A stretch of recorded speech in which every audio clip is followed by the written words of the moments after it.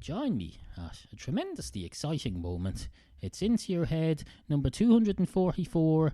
We've a lot to get on with today. For one thing, I have to go out and buy a sack of potatoes. I was listening back to yesterday's show, and that reminded me, potatoes, because we don't want to have a mini potato famine in the mini ecosystem that is my household. Even if it can be easily fixed by going to the shop.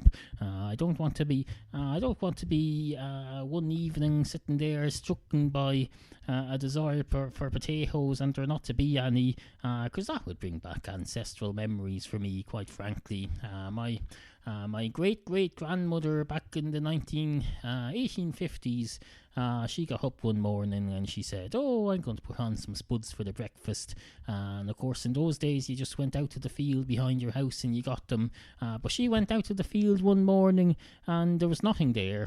There was no potatoes. They'd all been stricken down with blight. It's basically the potato equivalent of AIDS. If a potato gets the potato blight, then it might as well have been out sleeping with a prostitute with no condom on, and the prostitute being not from Amsterdam and not having been properly tested and screened. Basically what I'm saying is if you're eating if you're eating one of those potatoes, then you're a bit of a slut. You've slept with all the potatoes that potato has slept with.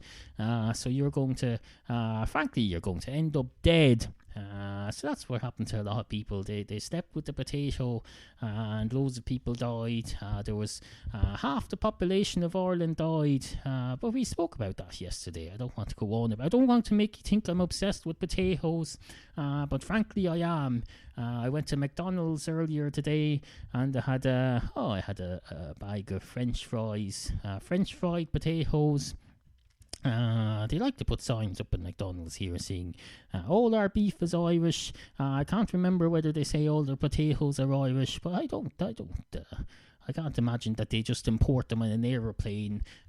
There's the excess baggage systems these days. I went to South Africa once and came back with loads of stuff, and they've charged me £400 or euros or whatever it was in excess baggage. They said, "You've too much baggage there, and I'm damn well going to make you pay for it." So I got out my money and I said, "How much do I have to give you?" And she says, "Well, you give me the amount. Let's see. Now, come to think of it, most of your excess baggage is coins that you're carrying, so there might be some easy solution to this." So I told her about that for a minute. So I went and then I went to the bank and I said, "I've got these coins. Apparently they're very heavy. I could use them to pay the excess baggage on the coins, but that would seem a little pointless." Although it would serve the purpose of getting me onto this frigging plane and getting me past all this bureaucracy, but I can't help thinking there's a cheaper way of going about it. So the bank said, "I don't know what you're talking about. This is South African. This is South Africa. I only speak South African. Speak to me in South African, please." So I said, "I think you'll find that English is quite a dominant language here, and seeing as how this is an airport, there's bound to be someone here who speaks English."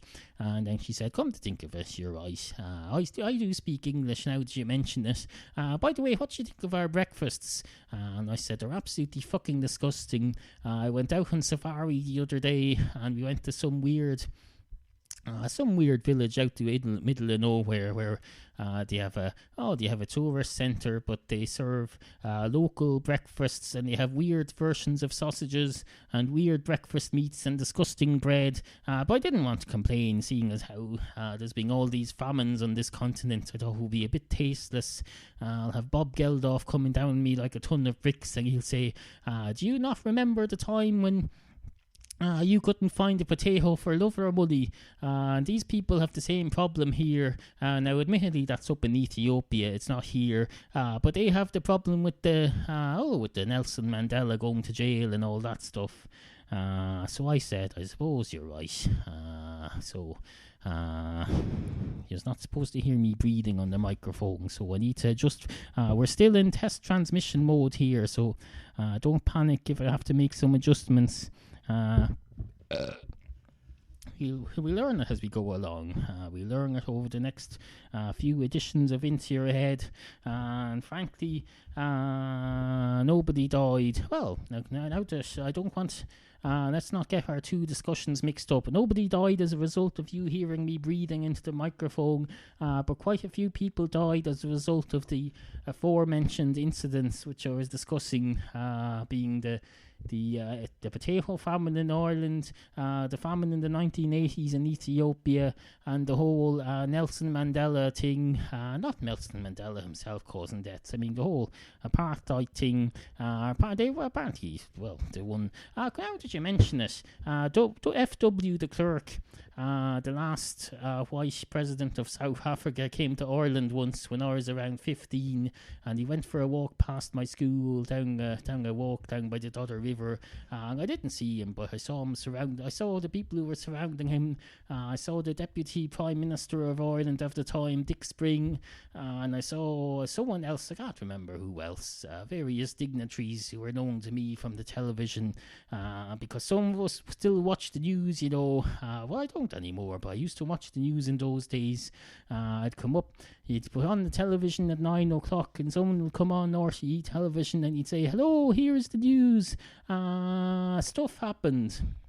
And I'd say, well, I wouldn't say anything. I'd sit there and absorb. Sometimes it's better to just sit and listen and absorb knowledge rather than just answering back at the television. Some people, they sit down and the news comes on, and the headline will say, tax is going up tomorrow, and the person who's watching will immediately start shouting, that's disgraceful, so tax shouldn't go up. Well, there's no point shouting at the newsreader about that. There's just... hold on, that's not right. I don't know. I'll have to check this later. This probably isn't going to sound good. But nonetheless, there's no point shouting back at the newsreader, not least because he or she can't hear you because he's busy reading the news. Although you do occasionally see the occasional comedy sketch show where someone shouts back at the newsreader and then the newsreader shouts back at them. But that's fictional. That's not real at all. I have a rather confused memory from childhood where well-known Irish newsreader at the time, Don Coburn, came on and stood up in the middle of a news broadcast and said, I've no trousers, can I have some trousers? I can't continue without my trousers. And you could see under the desk that he had no trousers, and then someone handed him some trousers, and then he got on to news. Now, until a couple of years ago, it never occurred to me that might have been a comedy sketch show and not a real news programme. So this is why you have to be careful about putting real people into the news and into comedy shows at the same time. Or around the same time. I'm not saying that, well, you know what I mean. So anyway, no, I don't like this breathing thing that's still going on. Hold on a minute. Ooh. I can either stop breathing or figure out what knobs I have to turn to get the breathing sorted out. Someone's just replied to me on Twitter about that. I have extremely sensitive ears, so probably the average person would not care. That's from, what's his name? I forget his name. He's got a very complicated name with letters and numbers on Twitter. He's being helpful to me today, and I appreciate it, damn it. I've got sensitive ears too. I remember back in... In my first year in school, the guy beside me at my desk shouted into my ears, and blood came out of my ears. I suppose that would count as sensitivity, would it? But no, I think he's talking about the fact that he's able to hear stuff. Most people can't hear stuff anymore. I go around, I can't hear stuff anymore. I go around with podcasts stuck into my ears all day, every day. And then when someone rings me, I don't even take them out of my ears. I just press a button and I listen to the person talking at me, because that's what people do. They talk at me. They just come on and say, Neil, blah, blah, blah, blah, blah, blah, blah. And I say, yeah, and they go, blah, blah, blah, blah, blah, blah, blah, and I go, okay, and then they go, blah, blah, blah, blah, blah, blah, blah, and then they say, so, any news? And I'll say, yeah, there's, well, the guy had a problem with his trousers, apparently, but apart from that, no. Anyway, I'll be down next week sometime if I can. I'm busy listening to podcasts at the moment. Good morning. and then they hang up, and then by the podcast I'm listening to comes back on. I listen to a lot of podcasts, as you might well imagine, including this one. I'll be listening to this one in a few minutes, no doubt, but it's kind of, I feel like the surprise is being spoiled a bit because stuff,